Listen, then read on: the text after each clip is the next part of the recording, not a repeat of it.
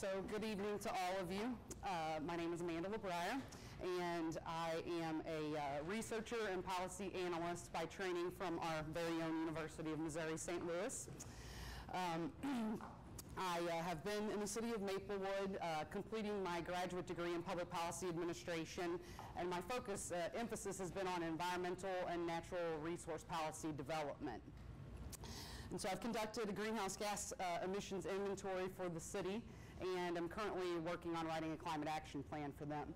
So we've heard some really great TED Talks here tonight about leadership and public health and community and faith, and they've all been wonderful qualitative approaches to sustainability, and I hope that maybe I can kind of quantify that for all of you at a local level. At least that's what I'd like to share with you.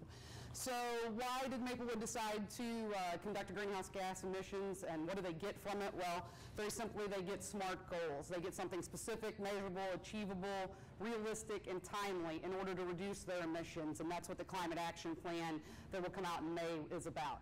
They get an emissions benchmark, and that benchmark is a point in time to start measuring from. They selected 2010 as their baseline year for the emissions benchmark, and then I also analyzed 2011 and 2012. It's the only municipality in the St. Louis region to have done a 3-year analysis of greenhouse gas emissions. And then most importantly, transparency. I mean, local governments who have utilized these emissions inventories have the opportunity to be able to show the citizens of their municipalities where their resources, their financial resources are being allocated. The emissions inventory is governed by ICLEI, Local Governments for Sustainability, and they give us a nice flow chart on how to conduct a greenhouse gas emissions inventory, and then the processes that take place after the inventory is conducted. Number one, once you've completed the inventory and analyzed what is being produced in a community and local government, then you need to determine how much you need to reduce it by. And so that's step 2 of our flow chart. And then again, step 3, the climate action plan, and where they go forward from this point. So what do you look at when you look for greenhouse gas emissions? You look at the community-wide area, and you look at the local government operations. Community-wide is obviously what each one of you are producing, and then local government is what is under operational control. And it's the easiest way for municipalities to be able to separate any kind of emissions. And again, you do that from a certain point, a specific point in time, and 2010 was what Maplewood selected. So then what do you look at whenever you look at greenhouse gas emissions in each one of those specified boundaries? You have to evaluate residential, commercial, and industrial greenhouse gases, and also transportation in the community. Then you also need to look at what the local government operations is doing in their buildings, their facilities, their vehicle fleets, what their employee contribution is to local government operations. And then the next piece, the most important piece, is actually what is a greenhouse gas and how do you measure it? Well, the Kyoto Protocol identified 6 internationally recognized greenhouse gases, but each one of them have a different heat trapping effect to the Earth's atmosphere. And the best way to quantify that heat trapping effect is to come up with a common unit of measurement, and that's what a lot of the controversy has been over.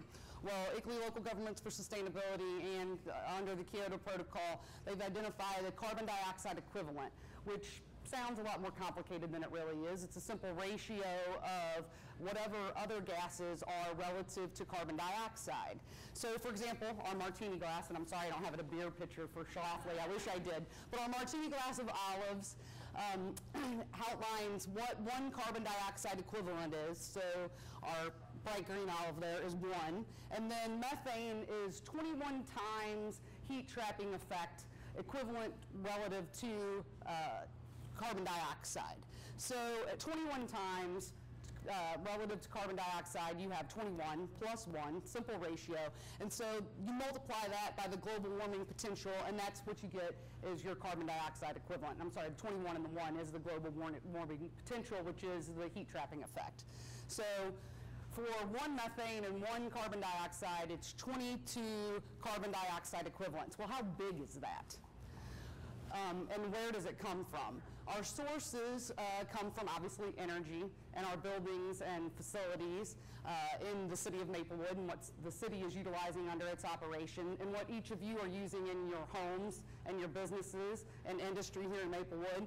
And then certainly one of the most common is transportation, not necessarily the largest contributor.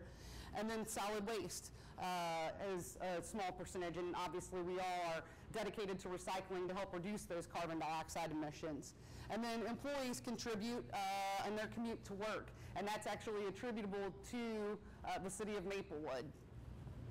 So that's how big 1 carbon dioxide equivalent is. Thanks to some physics students in Massachusetts, they, under the guidelines of the Kyoto Protocol and various other environmental sources, decided to build what exactly is 1 carbon dioxide equivalent of metric ton of gas.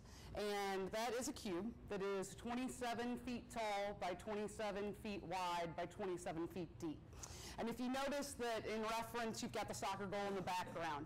That soccer goal standard size is 24 feet wide by 8 feet tall. So that's 1 carbon dioxide equivalent. I can tell you that what I found in Maplewood is that each one of you, per capita, is contributing 13 carbon dioxide equivalents. 1 person, 13 carbon dioxides are going into the Earth's atmosphere. And according to our physics students in Massachusetts, that's how big it is. Is that per year? I'm sorry? Is that per year? Yes, per year, annually. And that was also based in 2010 analysis. So the inventory and a little bit of detail about the community-wide for Maplewood and for the local government operations. And these are just the very quick and dirty numbers, no pun intended. Community-wide in 2010, Maplewood contributed 103,855, almost 104,000 carbon dioxide equivalents. Now remember, oops, that's how big it is. And I didn't share with you, and I should have, I apologize, that 1 metric ton of carbon dioxide is equivalent to 2,204 pounds. So when you factor that Maplewood is at just right at a little over 100,000 metric tons of carbon dioxide, that's over 220 million pounds of carbon dioxide that is being contributed just here locally in 1 municipality. The good news is, if you notice, the 3-year analysis, and again, the only municipality have done 3 years, is it's trending down, which is a pleasant surprise, and I'm pleased to share that with you. Maplewood is a progressive community, and you all have made significant strides in greenhouse gas and reduction, emissions reduction, and energy use reduction, and it shows. It's reflective in what you've done, is reflective in the research. It's also true of our local government, which is a steep drop-off, I know, and from 2011 to 2012. And this is really a true testament to what's taking place with climate change and global warming. One of the main cause for the reduction from 2011 to 2012 is that less snow removal. And so less transportation costs in order to remove snow within city limits. So it's trending down over the last 3 years, but when we look at going forward, if we stay at the current rate and do nothing, it's going to continue to rise. You have to take into consideration population growth. You have to take into consideration fuel efficiency standards and more cars on the road. And even just with simplifying basic analysis of only considering fuel efficiency standards, it will return to 2010 levels by 2020 if Maplewood doesn't act any further. So Maplewood has suggested to reduce their emissions by 2020 by 10%. And we're in the process of developing that climate action plan. We've reached out to the Sustainability Commission here in Maplewood, and they are working with citizens and residents and also the municipal staff to try to find ways to better reduce their emissions. And again, like I said, we've heard some great talks here about leadership and community and what that means to each and every one of you. So I mean, I'm here today to ask each of you to continue to lead in your own lives and reduce your own emissions in your municipality to affect it at a not just a local level, but regionally and globally. I'm going to leave you today with the words from Amelia Earhart.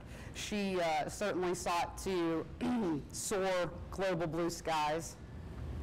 And she said that, Ms. Earhart said that the most difficult thing to do is the decision to act, and the rest is merely tenacity. You can, you can do anything that you decide to do.